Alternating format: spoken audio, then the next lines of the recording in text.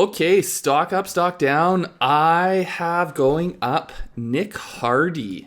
Anybody Nick Hardy? Anyone? I love it. So not a PGA Tour member coming in this week, or leaving this week, I guess. But great amateur career.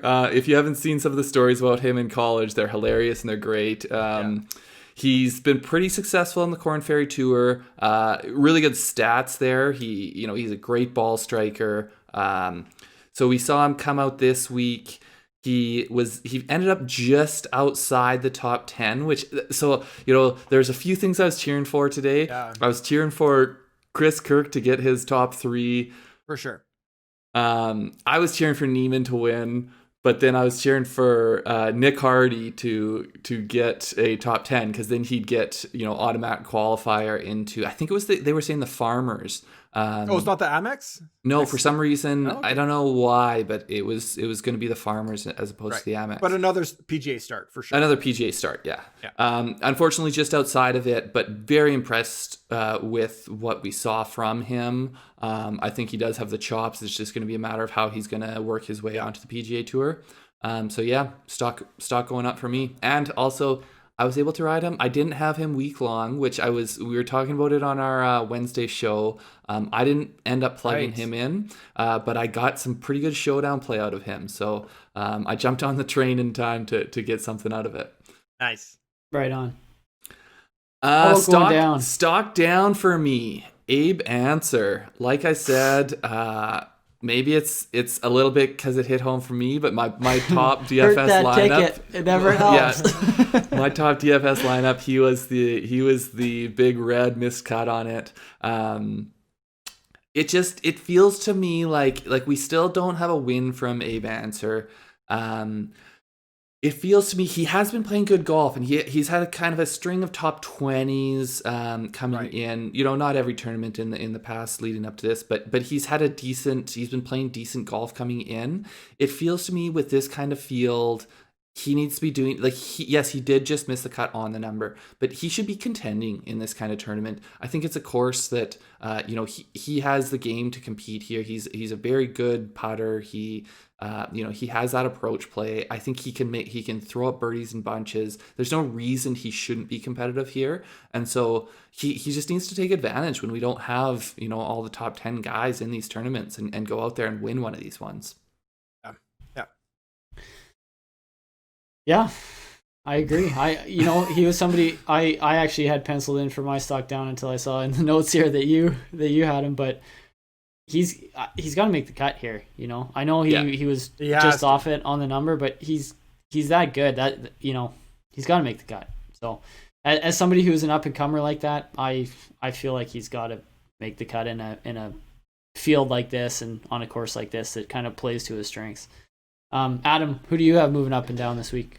I mean, Abe Ancer was my fate of the week, so I'm sorry, Craig, that you didn't listen to your brother there a little bit. But hey, what you gonna do? My stock up, Patton Kizzire.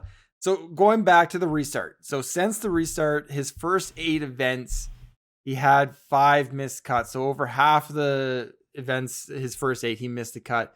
Since then, he's had 7 straight made cuts, and he's finished top 11 or better in 3 of his last 4 tournaments. I don't have a cool story or any good stats. I just purely he seems like a stock on the rise. Like he seems like he's playing really, really good golf right now. Yeah. He's definitely popped on a few leaderboards lately. Someone had brought him up when we were doing the full field breakdown, and I was like, I'm just not. I don't mind the play, but I'm just not getting there myself. And I was like, yeah, same. I should have got there myself. Kind of regretted it. It's also a course that the top putters play well here, and he is a great putter, and so it's one that I feel like in retrospect I should have seen coming. But yeah, I like it. Stock up for sure. I feel like that about Kevin Na and a lot of guys at the top of the leaderboard, but yeah. Stock down. I think someone you might have played in DFS here, Craig, but Brandt Snedeker. Mm-hmm. He has not been playing well. 16 events again since the restart. 16 events he's played in, 8 missed cuts, but only 1 top 20 at the Sanderson Farms. So he started going into the restart. He was 46 in the world. Right now, he's dropped to 99th. So he's at a significant he's down to 99th. Wow. 99th in the world. A lot of names you probably wouldn't think are in the top 100, like moving past him, quickly moving past him. But I kind of teased this earlier in the podcast, but the West Coast swing, if there's anybody that's looking forward to the West Coast swing, it's Brandt Snedeker. So Farmers Insurance, he has 2 wins, 2 second place finishes, and 2 third place finishes, including last year, which is obviously his best result in the past year. So he is very much looking forward to going to San Diego, going to Torrey Pines again, US Open, maybe. And then Pebble Beach. So Farmers is 2 weeks from now, Pebble Beach 4 weeks from now. He's won there twice. So something about, I mean, he's a Tennessee guy, but there's something about California. He wins here. So Yeah, Look at his hair, man. He's got the flow. He's got the flow of a California kid. I wouldn't go too far into this though, because the reason I played him this week, he has a really good course history here. Like he had a second place here. He's top 20, top 16 in 3 of his last 4 starts here. So like all signs point to this being a course that suits him. So I'm gonna be hesitant to pull the trigger. I'm agreeing with the stock down without necessarily the. I'll have to see some results before I plug him in again. Fair. He is playing next week, so if there's any sign of life next week, I think you got to plug him in and Torrey Look for him at the Farmers. Yeah, for sure. Maybe this will act as some bulletin board material for him. There you go. Know. Yeah, stick it up there, Brandon. Let's see it. All right. Well, for me, moving up this week is Chris Kirk. We've already touched on him a fair amount. It's awesome to see him keep his tour card, I should say, on his last start of his medical exemption. But I think he's also just trending in the right direction. This obviously is his best result in a long time, but it's his 5th straight cut made. This result takes him from 261st in the world to 128th in the world. He had a top 20 at the RSM Classic at the end of last year, and he's only had 1 start since then. This being the 3rd. So, my thing with Chris Kirk is he's trending in the right direction. It's great to see him kind of back and in a better place in his life, in a healthier place in his life. I think everybody's happy for that. And the thing about him that I was talking to you guys about earlier this week is he seems like a guy that he can win. He's for sure he can. Yeah. He can pop and he can win, which it's not, I've mentioned it before on the podcast, but not everybody, you don't feel that way about everybody, but he gets himself in contention and he, it's like a dog to a bone. Like he's going to go for it. Didn't quite get it done today, but he was right there. I mean, that putt, was it on 17? Didn't fall. He had a couple birdie putts that just missed it. Yeah. At the end of the day, it was just 1 shot, right? So, he was right there, and I wouldn't really hesitate to, if there's a course that kind of suits him, and we'll see how he plays over the next little while, but he's definitely someone that's on my radar that I would look at for, whether it's an outright where you could probably get pretty good odds on him, or even like a top 10 bet or a top 5 bet. He's somebody who could pop for you. He's a great dart throw, I think, in a lot of these tournaments, because he has won 4 times on the PGA, 3 times Korn Ferry, including 2020. I mean, he just does win. And we talk about this all the time, but it's just getting opportunities for this guy. Like for these guys, they're so talented. He needs these starts, right? Everyone that's what he locked up today. And that's what he locked up, and he'd love to see it. Yeah, totally. Yeah. So moving down, and this is kind of for the opposite reason, is Erik van Rooyen.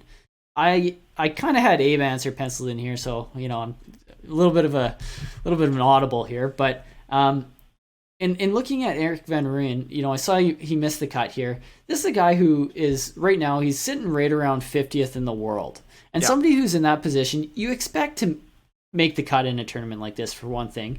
But in looking at kind of his last 20 starts or so, he's got a fair number of missed cuts, and oftentimes they're in tournaments where you really expect him to make it. It's not the strongest field, and it's it's actually, he seems to have his better results in tournaments with strong fields, Yeah, you know, I've like noticed major that, for sure. championships and WGCs. I think we all kind of remember him popping there at the WGC Mexico last year.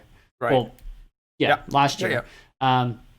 But he hasn't, other than that one, he hasn't had very many strong finishes on the PGA Tour. A lot of his strong finishes are in Europe, and whether that's just a comfort level or what, that, you know, I don't know. He doesn't seem to me like a guy that's going to be winning right now. Greg, you're smirking.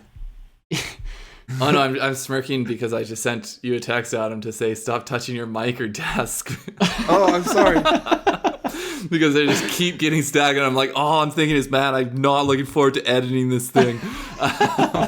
No, I agree. I agree totally with your take on EVR. I have not been, you know, we haven't seen a ton of him, but I feel like it's been lacking. So I think we see it just seems like there's a lot of mistakes. Yeah. I also feel like it's weird how he builds his schedule. Like, you do see him go back over to Europe. He played. It's just weird. Like, I was talking about this with Henrik Stenson the other. Like, I don't know why he picked this tournament. I mean, I guess it's the first one he could play on the PGA, but he seems to be kind of dipping his toes on both European Tour and PGA instead of going. He can't even decide on a name. Like, is it Erik? Frederick? Is it Frederick? Is it I don't Erik? even know anymore. I know.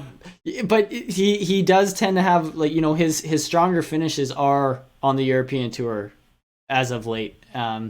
So, you know, his only top 10 other than WGC Mexico is at the Aberdeen Standard Investment Scottish Open. So, you know, there's probably half his tournaments in there are missed cuts, and he got as high as 40th in the world, and he's up to 55 now. And I just think that a player of that kind of stature, I would expect a little bit more consistent play from, and he's not really giving it to us right now. I think we still haven't seen him return to form yet. Like, that's what it feels like to me. It's frustrating because I think we see the talent. We've seen the talent, right?